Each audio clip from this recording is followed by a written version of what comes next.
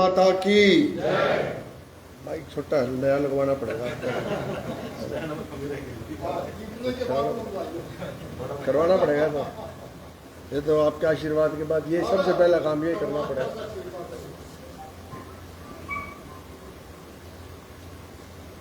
आज के इस बार एसोसिएशन के कार्यक्रम में उपस्थित बार एसोसिएशन के अध्यक्ष आदरणीय हमारे भाई श्रीमान चंद्रपाल राणा जी, बार एसोसिएशन के उपाध्यक्ष भाई पंकज कौशिक जी, बार एसोसिएशन के सचिव भाई कुलदीप जी, सह सचिव भाई रोहतास मान जी, पूर्व में असंध बार एसोसिएशन के अध्यक्ष रहे श्रीमान सोहनलाल जी, पूर्व में बार एसोसिएशन के अध्यक्ष रहे भाई कुलदीप जी, विनोद राणा जी, जो अधिवक्ता परिषद के हमारे अध्यक्ष हैं, नरेंद्र शर्मा जी, सतीश शर्मा जी, रविंद्र राणा जी, इंद्रजीत जी, आरपी जी, कहाँ चले गए? तो मेरे साथ पढ़ते थे, कहाँ भाग गए? अच्छा, भाई जितेंद्र जी, दुष्यंत राणा जी, चंद्र प्रकाश वर्मा जी, ये अशोक सिरसे जी, जो अधिवक्ता प्रकोष्ठ के हमारे प्रदेश के महासचिव हैं, राहुल बिंदल जी, गौरव जी, बहन मंजू जी, सतीश कौशिक जी, संजीव शर्मा जी, सोमदत्त जी मेरे साथ आए और आपके अपने ही बार एसोसिएशन के सदस्य श्रीमान बड़े भाई वीरेंद्र ठाकुर जी, भारतीय जनता पार्टी के नेता भाई बलजीत तरुण जी, हमारे मंडल अध्यक्ष श्रीमान नरेंद्र नरवाल जी, हमारे नाथीराम जी वाल्मीकि, सम्मानित मंच और यहाँ पर उपस्थित सभी इस बार एसोसिएशन के सदस्यगण, सबसे पहले तो मैं आप सबका आभार व्यक्त करता हूँ, धन्यवाद करता हूँ कि जिस प्रकार से आपने मुझे यहाँ बुलाया और फूल मालाओं के द्वारा और पुष्प गुच्छ के द्वारा मेरा मान और सम्मान किया गया। मान और सम्मान एक तरफा नहीं, दोनों तरफ से होना चाहिए। मैं भी आप सबके सामने हाथ जोड़कर, शीश झुकाकर आप सबका नमन करता हूं, अभिनंदन करता हूं, आपका स्वागत करता हूं।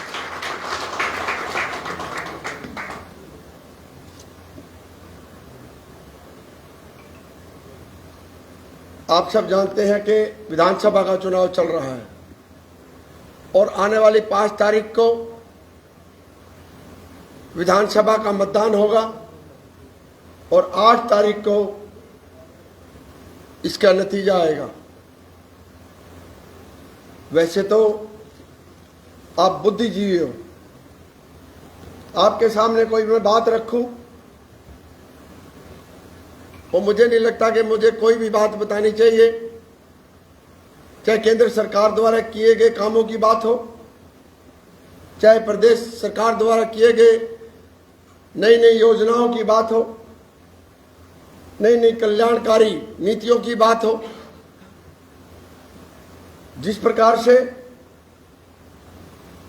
हर पार्टी जब चुनाव आता है चाहे राष्ट्रीय स्तर की बात करें, प्रदेश स्तर की बात करें, चाहे विधानसभा स्तर की बात करें, अपने अपने मैनिफेस्टो बनाती है। हम भी यहां असंध के लिए एक मैनिफेस्टो बना रहे हैं, 2-4 दिन में वो तैयार हो जाएगा। एक आध बात उसमें से जो अभी तक मेरे मन में है वो मैं आप लोगों के साझा जरूर करना चाहूंगा।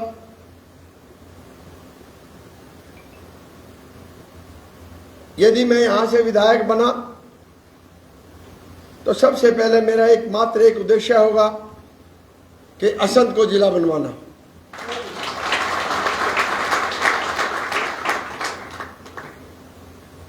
यदि असंध जिला बन जाता है तो निश्चित रूप से असंध और असंध के आसपास या इस विधानसभा में कि मुझे नहीं लगता कि किसी चीज की कमी रहने वाली है। उसमें चाहे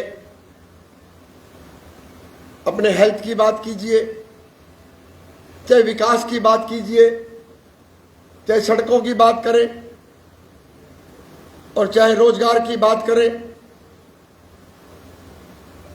उसमें ऐसी बहुत सी चीजें जो स्वयं अपने आप ही कहीं ना कहीं लोगों के हित के लिए बन जाएंगी। लेकिन मैं आप लोगों को इस बात का विश्वास दिलाता हूं और मैं आपको अपना वकील बनाने के लिए आया हूं। आप वकील हो तो मैं भी चाहूंगा कि आप योगेंद्र राणा अगर भारतीय जनता पार्टी के वकील बनकर पूरे असंध विधानसभा में इसका प्रचार प्रसार करें और इसका फैसला अपने आप ही हो जाएगा जब ऐसे ऐसे अनुभवी मेरी वकालत करेंगे या अपनी खुद की वकालत करेंगे। मैं एक बात और कह देना चाहता हूं, भारतीय जनता पार्टी ने टिकट योगेंद्र राणा को नहीं दी है।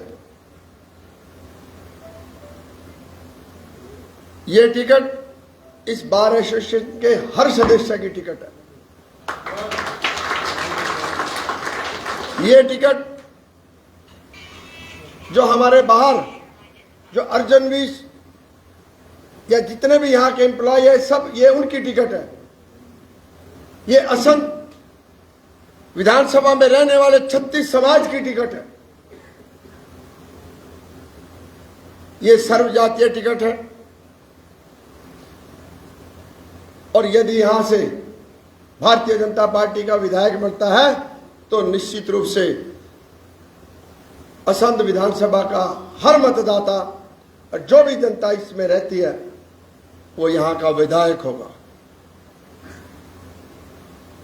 मैं एक बात और पूरी ईमानदारी और जिम्मेवारी के साथ कह सकता हूं,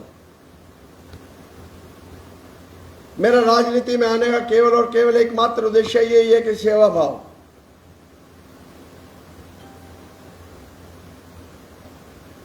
मैं भी ये बात सोचता हूं या मेरा इस प्रकार का मानना है, यदि मुझे मौका मिला मैं भी कुछ ऐसी चीज करके जाना चाहता हूं कि दुनिया बाद में मुझे याद रखे कि कोई विधायक बना था, कोई जनप्रतिनिधि बना था और वो ऐसे ऐसे करके गया था। काम तो ऐसे करके जाना चाहिए जो लोग बाद में याद रखें। तो मेरी केवल और केवल यही सोच है और इसी सोच को लेकर और आप लोगों ने यदि मुझे मौका दिया, निश्चित रूप से अभी तक जिस प्रकार से हमारे सेक्रेटरी साहब या प्रधान जी जो बता रहे थे कि भाई मैंने आपकी बार के लिए 21 लाख और 5 लाख का अनुदान दिलवाने में सहायता की है, वो आप इस बात के हकदार थे। मैंने केवल आपकी बात को ठीक से प्रस्तुत कर दिया, ये मेरा जो मानना था। और जो आप मेरे माध्यम से कोई काम हुआ और अभी तो मैं केवल और केवल संगठनात्मक दायित्व पर था, और जनप्रतिनिधि का और एक किसी भी दल का अध्यक्ष होने में जमीन आसमान का फर्क होता है। और उसके बाद जब आप यहां से विधायक बनोगे, मैं एक बात पूरी बार एसोसिएशन के सामने बात स्वीकार करके जाता हूं। आपके अध्यक्ष जी ने यहां चैंबर्स के लिए कुछ जमीन की बात की है। मैं आपको विश्वास दिलाता हूं, यदि आप यहां से विधायक बने तो जमीन दिलवाने की जिम्मेवारी गारंटी योगेंद्र राणा की है।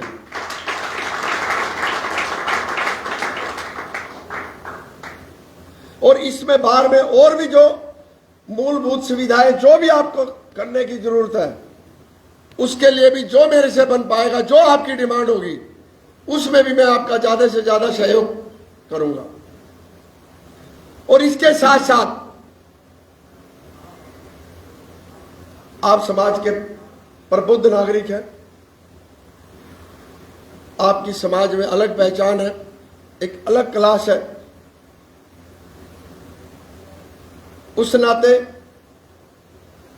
मैं आपके सामने कोई ऐसी बात या कोई ऐसा वादा नहीं करके जाता कि जिसके मैं पूरा ना कर पाऊं, क्योंकि इस मंच द्वारा कही गई एक एक बात की कहीं ना कहीं महत्व है। मैं समझ सकता हूं मैं कहां खड़ा हूं। तो मैं आपसे इस बात का वादा करके जाता हूं कि जो जो भी आपकी डिमांड होगी और जो आसानी से जिनकी विजिबिलिटी भी होगी, उसको मैं करने के लिए आप लोगों के बीच में आप लोगों का वकील बनकर पूरी आपकी वकालत करूंगा। आप मेरी पर अब वकालत आपकी करने की जिम्मेवारी आपको देकर जाता हूं।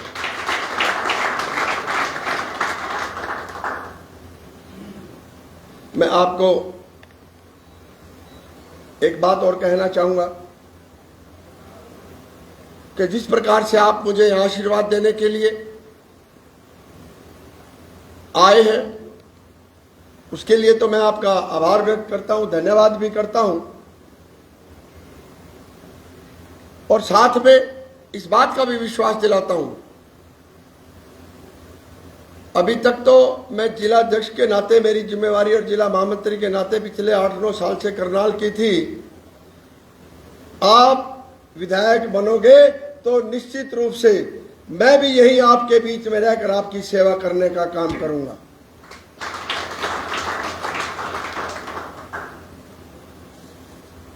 और हमें इस देश के लिए भारतीय जनता पार्टी की सरकार लाना बहुत जरूरी है। और मैं एक बात बड़ी जिम्मेवारी के साथ कह सकता हूं, लगातार तीसरी बार भारतीय जनता पार्टी की सरकार हरियाणा में बनने जा रही है। और ये आप पे निर्भर करता है,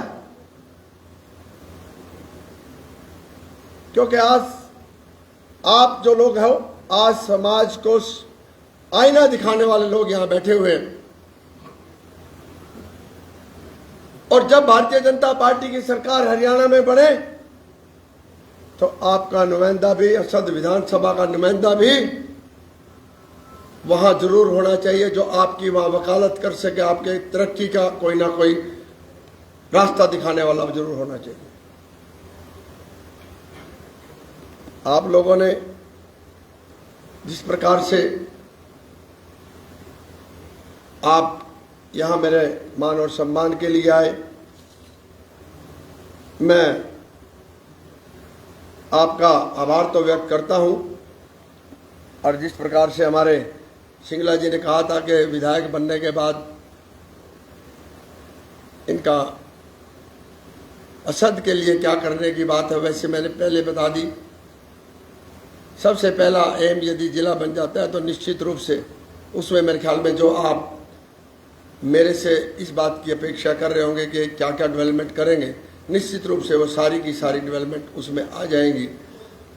एक ही चीज़ पकड़ो ना, एक चीज़ पकड़ेंगे, ऐसी चीज़ पकड़ोगे, उसके बाद छोटी छोटी चीज़ अपने आप ही आपके कब्जे में हो जाएंगी। और जो भी आपके इस बार एसोसिएशन के लिए मुझे कोई यदि जिम्मेवारी कोई कभी भी कुछ कहा जाएगा, मैं उसको पूरा करने का 100% प्रयास करूंगा। और मैं आपको इस बात का विश्वास दिलाता हूं, यदि योगेंद्र राणा यहां से विधायक बनता है तो सारे वकील, सारी असद की 36 बिरादरी, सारी सामाजिक संस्थाएं, सारी धार्मिक संस्थाएं, सारे मतदाता अपने आप ही यहाँ की नुमाइंदगी करेंगे। जिस प्रकार से मेरे भाई ने बताया कि चौहान साहब कह रहे थे कि योगेंद्र राणा स्कूल चला रहा है, अपना लाइफ में कुछ शौक थोड़ा सा अलग है, करो तो इस तरह करो कि वे दुनिया याद रखे, भीड़ का हिस्सा ना बन के कुछ ऐसा करके चले जाओ जैसे मैंने कहा कि लोग याद रखें। यदि विधायक बना तो आपके मुंह से ये बात नहीं कलवा दी मैंने कि वाकई हमने सही बंदे को चुना है, तो फिर मेरा भी जिंदगी में राजनीति की करने का फायदा नहीं है। और ना मैं, यदि मैं आप लोगों की, वकीलों की या जितने भी मतदाता हैं असंध के, यदि मैं उनकी आशाओं पे खरा ना उतरा तो मैं अगली बार यहां वोट मांगने नहीं आऊंगा। ये बात मैं आपको वादा करके जा रहा हूं।